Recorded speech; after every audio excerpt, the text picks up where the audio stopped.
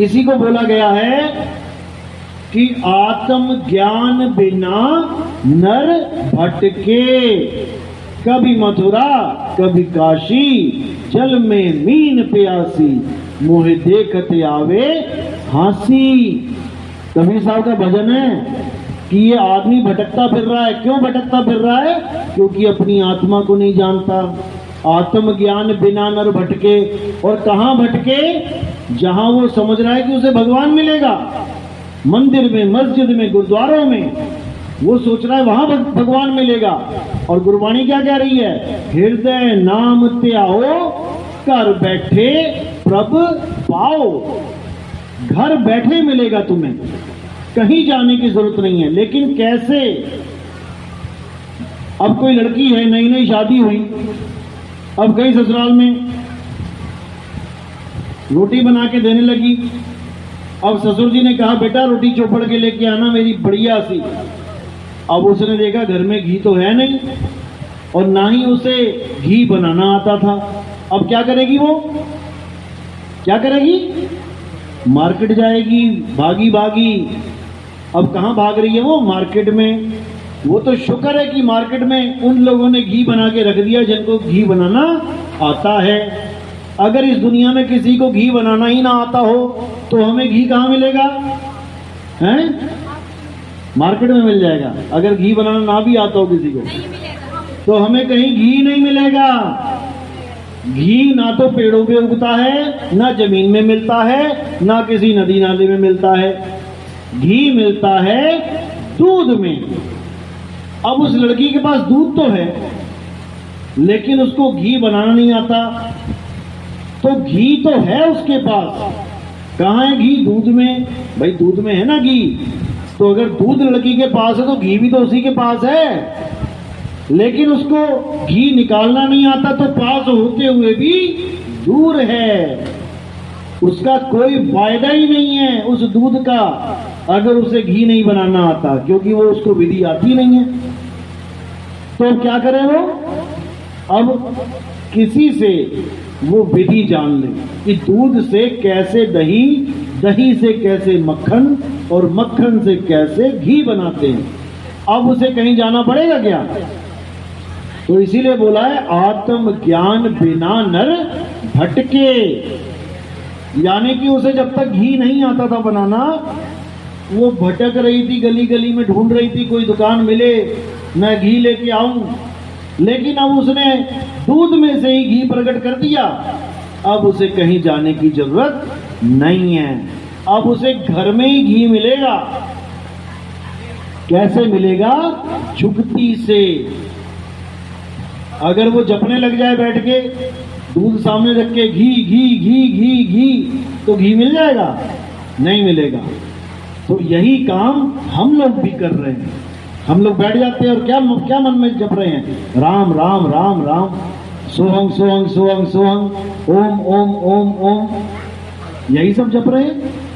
हम जप के उसको प्रकट करना चाहते हैं, यही हमारी भूल है। जप के कोई प्रकट नहीं कर सकता, वो प्रकट ही है, बस हम उससे दूर हो गए हैं। वो कैसे प्रकट है? जैसे साहिब कहते, घट घट मेरा साइया, सुनी सेज न कोय, बलिहारी वा घट की, जिस घट प्रगट होए। प्रगट ही है लेकिन हमें पता नहीं लग रहा। जैसे पंखे में बिजली है तभी तो चल रहा है, बिजली प्रकट है, लेकिन तुम पूरे पंखे को हाथ लगा लो तुम्हें करंट नहीं लगेगा। अब तुम्हें करंट नहीं लगा तो तुम सोच रहे हो शायद इसमें नहीं है बिजली। बिजली है लेकिन वहां हाथ लगाओ जहां पंखा और तार का कनेक्शन जुड़ रहा है। जहां पे कनेक्शन जुड़ रहा है तुम वहां हाथ लगाओ, तुम्हें 100% करंट लगेगा, झटका लगेगा। इसी प्रकार परमात्मा हम में है क्योंकि प्रकट है, ये बॉडी चल रही है, प्रकट है करंट, लेकिन महसूस क्यों नहीं हो रहा? क्योंकि तुम्हें इसका मेन पॉइंट नहीं पता। कि इसका कनेक्शन कहाँ जुड़ा है। ये पंखा चल तो रहा है लेकिन इसका कनेक्शन कहाँ है, बिजली आ कहाँ से रही है, वो तुम्हें नहीं पता। इसलिए तुम कभी भी उस आत्मा को अनुभव कर ही नहीं पाओगे अगर तुमने किसी गुरु से उस कनेक्शन का ज्ञान नहीं लिया। राम राम करने से राम नहीं मिलता, सोहंग सोहंग करने से सोहंग नहीं हो जाते, अल्लाह अल्लाह करने से अल्लाह नहीं मिलता, वाहिगुरु वाहिगुरु करने से वाहिगुरु नहीं मिलता। वाहिगुरु मिलता है भेद जानने से कि उसका भेद क्या है। तो कबीर साहब कहते हैं अगर राम राम करके राम मिल जाए तो धन धन धन करके धनवान हो जाओ। जब प्यास लगे तो पानी पीने की जगह पानी पानी पानी जप के प्यास बुझा लो, नहीं बुझेगी। इसीलिए बाबा नानक ने उस समय में बोला था, राम राम करता जग फिरे, राम न पाया जाए। जग सारी दुनिया राम राम कर रही है लेकिन राम को जानती नहीं है कि वो राम कहाँ है, कैसा है, कहाँ बैठा है, वो मिलेगा कैसे, उसको ये नहीं समझ में आ रहा। इसीलिए कबीर साहब ने बार बार चेतावनी दी कि राम नाम रटते रहो। अब ये राम नाम रटते रहो का मतलब ये नहीं कि तुम राम नाम करो, राम नाम रटते रहो का मतलब अपनी सूरत को, अपने ध्यान को उस राम के साथ जोड़ लो। राम नाम रटते रहो जब लग घट में प्राण, और कब हूं दीन दयाल के भनक पड़ेगी कान। गुरु से नाम लो और अटल होके उस नाम के साथ अपना ध्यान जोड़ो। धीरे धीरे धीरे धीरे धीरे करते करते करते तुम्हें अपनी ही आत्मा का अनुभव होने लग जाएगा। तुम्हें समझ में आने लग जाएगा कि मेरी काया चल कैसे रही है, सुबह कैसे अपने आप आंखें खुल जाती हैं, कैसे मैं उठ जाती हूँ, और एक मुर्दा आदमी क्यों नहीं उठ पाता, क्या कमी है उसमें और क्या चीज है एक्स्ट्रा मुझ में जो मैं चल रहा हूं वो नहीं चल पा रहा है। फर्क है आत्मा का। केवल आत्मा की वजह से पंखा तुम्हें भागता हुआ दिखाई दे रहा है, और जैसे ही आत्मा रूपी करंट गया 50 लाख का भी पंखा हो वो वहीं रुक जाएगा, वो कुछ नहीं कर सकता। इसी प्रकार कितना ही बड़ा आदमी क्यों ना हो, कितना ही सुंदर क्यों ना हो, कितना ही अमीर क्यों ना हो, जैसे ही आत्मदेव ने उसका शरीर को छोड़ दिया अब उसकी कीमत मिट्टी की कीमत जितनी। कोई 50 रुपए में भी ना खरीदे उसे, भूत भूत कह के भागे, लाश लाश कह के भागे। तो इसी को समझना है, सारी कीमत आत्मा की है। तुम्हें अपनी माँ से प्रेम है, अपने पापा से प्रेम है, केवल आत्मा की वजह से। जैसी आत्मा निकली एक दिन भी निकलते तुम घर में, अपनी माँ अपने बाप को रखो जरा 2 महीना अपने पास, मरने के बाद रखो जरा, कोई ना रखेगा, कितना ही प्रेम क्यों ना करता हो, काटो काटो होई, निकालो इसे। केवल आत्मा की वजह से तुम्हें इस घर में प्यार मिल रहा है, केवल आत्मा की वजह से तुम्हें इस संसार में सत्कार मिल रहा है, नहीं तो तुम्हें 2 मिनट में जला दें लकड़ियों के ऊपर रख के, एक बार भी ना पूछें कि दर्द तो नहीं हो रही है, जलन तो नहीं हो रही है, केवल आत्मा की वजह से। और उसी आत्मा को हमने कहां फेंक दिया है, डस्टबिन में। और किसको पूज रहे हैं, शरीरों को, देवताओं के शरीर, पितरों के शरीर, भूतों प्रेतों के शरीर, गुरुओं के शरीर, वो भी जड़, जड़ यानी मूर्तियां। अगर भगवान राम आ जाएं इसी वक्त बीच में, उनके पैर छुओ, उनकी आरती करो, समझ में आता है कि भैया जीवित हैं। अगर रविदास जी महाराज आ जाए एकदम, उनके पैर पड़ो, आरती करो, उनकी समझ में आता है जीवित हैं। अगर कबीर साहब आ जाएं, समझ में आता है भाई जीवित हैं। अब तुम उनकी छोड़ के उनकी प्रतिमाओं की, उनकी फोटो की, उनके कैलेंडरों की, उनकी मूर्तियों की पूजा करो तो ये समझ में नहीं आता, क्योंकि उसमें आत्मा नहीं है भाई। किसी भी भगवान की आप पूजा करते हो, किसी भी मूर्ति की पूजा करते हो, आप कबीर साहब की मूर्ति की भी पूजा करते हो, उस मूर्ति को गिरा दो, शाम को लेटा दो और उनको बोलो सुबह मैं तब पूजा करूंगी तुम्हारी जब तुम उठ के बैठ जाओगे। तो क्या सुबह तुम्हें उठ के बैठे मिलेंगे? नहीं मिलेंगे। क्यों? क्या कमी है उस मूर्ति में? तुम तो भगवान मान के पूज रहे हो, क्या कमी है उसमें? उसमें कमी है प्राणों की, उसमें कमी है आत्मा की। तुम्हारी नाक पे मक्खी बैठ जाए, तुम 2 मिनट नहीं झेल पाओगे उसको, उसी वक्त हाथ जाएगा, ये उड़ जा। और जिसकी तुम पूजा कर रहे हो उसके ऊपर 10 मक्खियां बैठ जाए नाक पे आके, वो उड़ा नहीं पाएगा।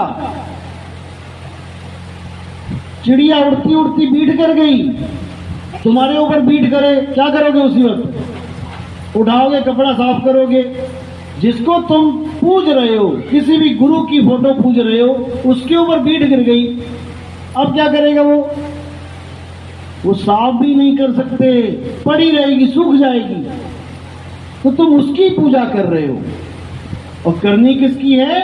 आत्मा की। गुरु ग्रंथ साहब में बिल्कुल क्लियर लिखा है, आत्म देव पूजिए, गुर के पाए सुहाए।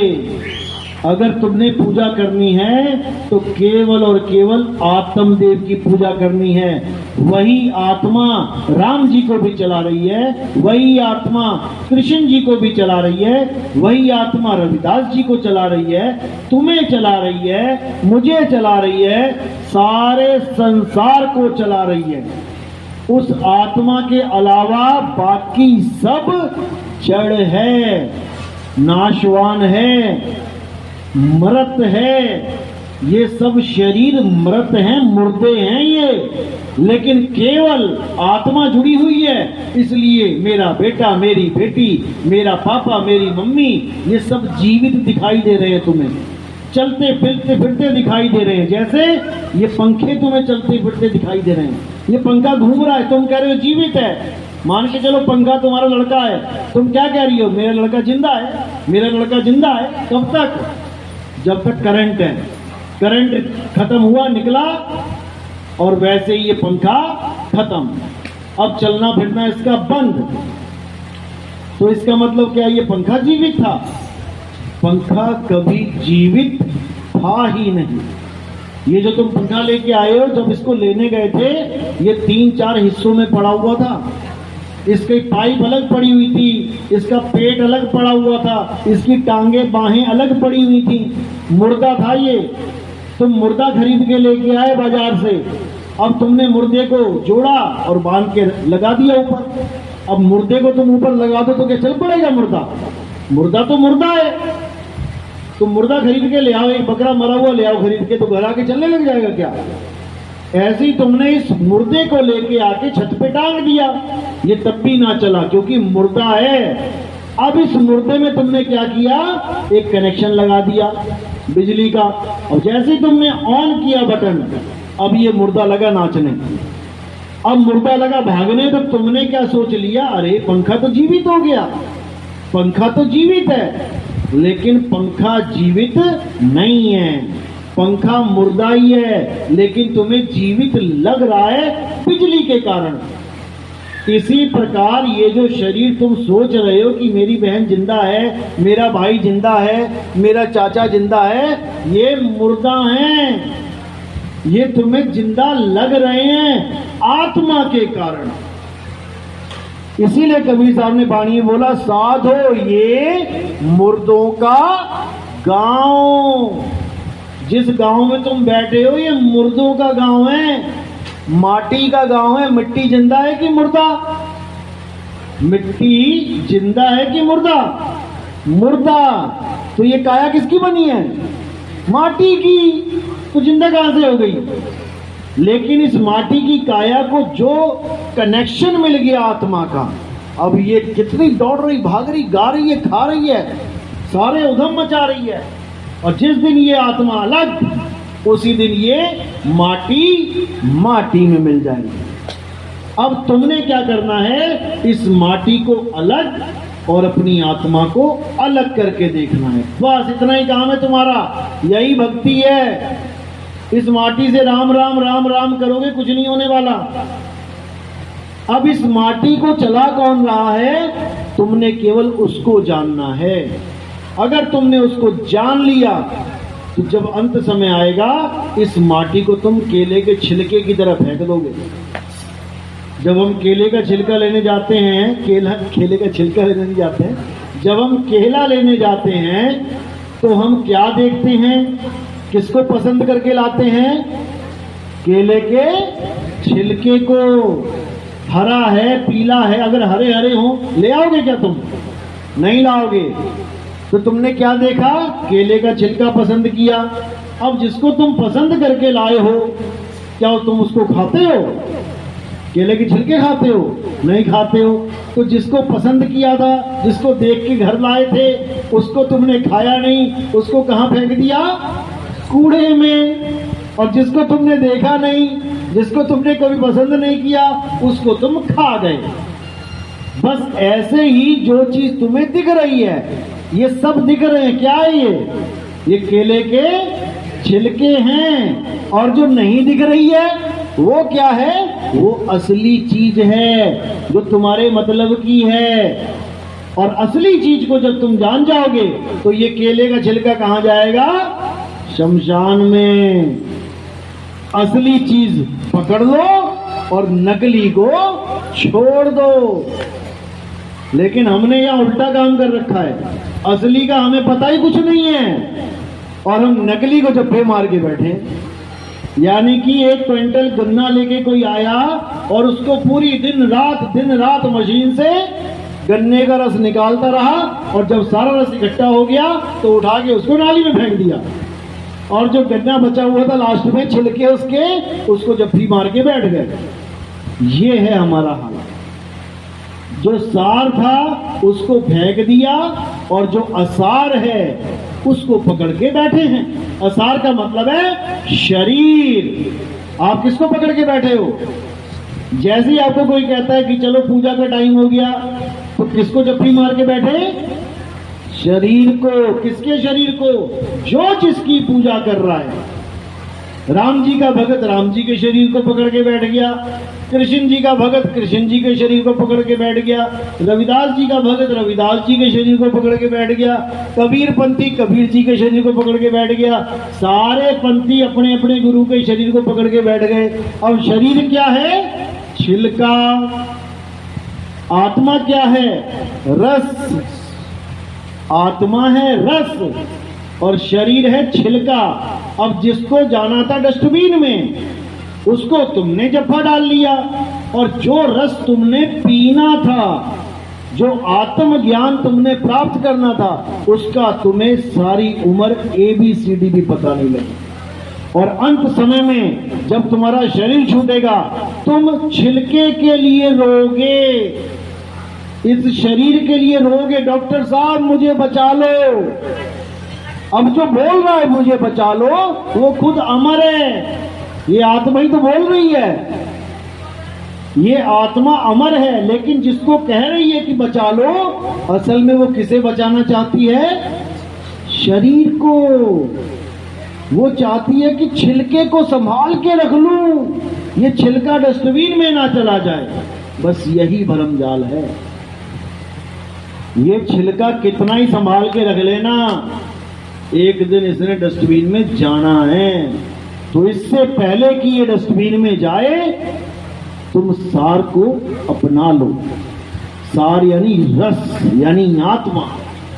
इसी को बोला है, नौ द्वार नहोदर फीके रस अमृत। यानी एक ऐसा रस जो अमृत है, जो कभी मरता नहीं है। अमृत। मृत का मतलब मुर्दा। अब आगे लगा दिया, अमृत यानी जो कभी मरे ही ना, वो है आत्मा। बस आत्मा का ज्ञान चाहिए। जिसने आत्मा का ज्ञान ले लिया, समझ लो उसने अपना जन्म सफल कर लिया। और जिसने आत्मा का ज्ञान नहीं लिया, वो समझ लो कि डस्टबिन में ही जाएगा। उसका कोई लाभ नहीं हुआ इंसानी चोले में आने का। इससे अच्छा तो वो जानवर ही था, खाता पीता मजे करता। इंसानी चोले में तो कितनी टेंशन ले ली। मेरा घर अच्छा होना चाहिए, मेरे बच्चे अच्छी पढ़ाई होनी चाहिए, मेरे बढ़िया बढ़िया कपड़े होना चाहिए। अरे गाय भैंस बकरी बन जाते, कपड़े की जरूरत ही नहीं थी। नंगे घूम रहे होते इधर उधर, कोई चिड़िया विड़िया बन जाते, कोई पेंट की कोई तालों की जरूरत ही नहीं थी, कहीं घोंसला बना लेते ऊंचे से पेड़ में। ना बच्चों की पढ़ाइयां, ना फीस, उड़ते कीड़ा काड़ा पकड़ के पेट भर लेते अपना। क्यों इंसानी चोले में आ गए भाई? इंसानी चोला केवल इसलिए मिलता है कि तुम आत्मा को जान सको कि आत्मा क्या है। ये सत्संग किसी बकरी को मुर्गी को सुनाए तो वो नहीं समझ पाएगी। ये केवल इंसान समझ सकता है कि भैया आत्मा को जानो और निकलो यहां से, नहीं तो वापस 84 में आ जाओगे। तो गुरु ग्रंथ साहब कहते हैं कि 184 जून सबाई मानस को प्रभ दी बड़े आई, इस पौड़ी ते जो नर चूके आए जाए दुख पाए। जब कुत्ता बिल्ली हाथी घोड़ा बन जाओगे तो हालत खराब हो जाएगी। घोड़ा बना के तुम्हें घोड़ा गाड़ी में जोत दिया जाएगा, अब पीछे से पड़ेंगे डंडे, प्यास लगेगी जीभ निकल आएगी, लेकिन जो पीछे बैठा है उसको कोई फर्क नहीं पड़ता। वो तो डंडे मारेगा, ईंटें लाद लेगा भट्टे पे 2000 ईंटें, और तुम पसीना पसीना बिना पानी के भाग रहे होगे, कोई तुम्हें बचाने वाला नहीं है। हिरण बन जाओगे, पीछे शेर दौड़ेंगे, जान बचाने की हालत खराब हो जाएगी, जान नहीं बचा पाओगे अपनी। आज तो इंसानी चोले में बैठे हो, रात होने से पहले कुंडी लगा देते हो, ताले लगा लेते हो। वो जंगल में कुंडी ताले नहीं मिलेंगे, शेरों के बीच में खड़े होके सोना पड़ेगा और खड़का होते ही भागना पड़ेगा। अगर उस चीज को अनुभव करना है, 2-4 दिन गली में ही सो के देख लो। तुम अपनी गली में ही तुम अपने आप को सेफ नहीं रख सकोगे, अपने घर के बाहर नहीं सो पाओगे सही से निश्चिंत होके, जितना तुम कमरों में सो लेते हो। सो के देखो जरा, खेतों में लग जाएगा पता। तो ये सारी 184 भुगतनी पड़ेगी ऐसे। पानी पीने जाओगे तालाब पे, मगरमच्छ इंतजार कर रहा होगा कि आ तो सही। एक घूंट पानी की कीमत अपनी गर्दन दबोच के देनी पड़ेगी। आज तो प्यास लगती है, भागे जाते हैं, गिलास पी लेते हैं, बोतल पूरी 2-2 हजार 5-5 हजार लीटर की टंकियां भर के रख लेते हैं कि महीना भर पानी ना भी आए तब भी चलेगा काम। लेकिन हिरण बन गए तो अभी पानी पी आए, दोपहर में फिर पानी पीना पड़ेगा, उसी तालाब में आना पड़ेगा। बाल्टी लेके नहीं जाता हिरण की, चलो कल का भी भर के ले जाऊं, ऐसी हालत हो जाएगी। लेकिन ये सब तभी खत्म होगा जब तुम आत्मज्ञान को जान लोगे। आत्मज्ञान को पकड़ो, शरीरों को त्याग दो सदा सदा के लिए, और हमेशा के लिए अमर हो जाओ। तो साहिब कह रहे यही कालजाल है, इसी 84 को कालजाल कहते हैं। तो कबीर साहब कहते हैं, बचना चाहो काल जाल से, चीनो शब्द हमारा, और कहे कबीर अमर कर राखूं, जो निज होए हमारा। जो मेरा हो गया मतलब जिसने आत्मज्ञान को प्राप्त कर लिया, अब उसको किसी माँ के गर्भ में आने की जरूरत नहीं है। अब वो ना लड़के का शरीर लेगा ना लड़की का, ना कुत्ते का लेगा ना बिल्ली का, ना हाथी का लेगा ना शेर का। अब वो सारे शरीरों से मुक्त हो जाएगा। यही मूल ज्ञान है, इसी को समझाना है, इसी से जागृति होगी, इसी से सारे धर्म एक होंगे, इसी से जात पात का झगड़ा खत्म होगा। क्योंकि आत्मा राजपूत में भी है, आत्मा एक हरिजन में भी है, आत्मा एक ब्राह्मण में भी है, मुसलमान में भी है, सिख ईसाई जैन सब में आत्मा है। और उस आत्मा को ही जानना है, और उसी आत्मा में परमात्मा का वास है। इसलिए आत्मज्ञान सारे संसार को एक करने की ताकत रखता है। लेकिन सामने वाले विवेकी हों तो, नहीं तो कोई ज्ञान किसी को एक नहीं कर सकता। सब शरीरों के चक्कर में अलग अलग हो गए। मेरा राम, मेरा अल्लाह, मेरा वाहिगुरु, मेरा गौड़, मेरा रविदास, मेरा कबीर, मेरा ये मेरा वो, सब अलग हो गए हैं। कोई ये नहीं कह रहा है कि मेरी आत्मा। अगर आप ये कहना शुरू कर दो कि मेरी आत्मा में परमात्मा है, तो तुम्हें किसी धर्म में जाने की जरूरत ही नहीं है। अब तुम्हारा एक ही धर्म होगा, वो क्या होगा? दया।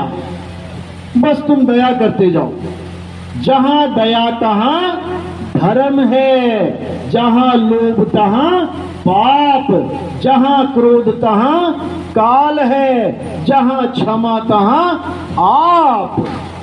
अब किसी धर्म वर्म को मानने की जरूरत नहीं पड़ेगी, क्योंकि तुम्हारा धर्म आत्मदेव हो जाएगा। यही सनातन धर्म है, और कोई धर्म नहीं है इस दुनिया में। तो इसी के साथ आज का सत्संग समाप्त करते हैं और हमारे सत्संग YouTube चैनल पे आते हैं। कहत कबीर सुनो भाई साधो नितिन दास। आप ये सत्संग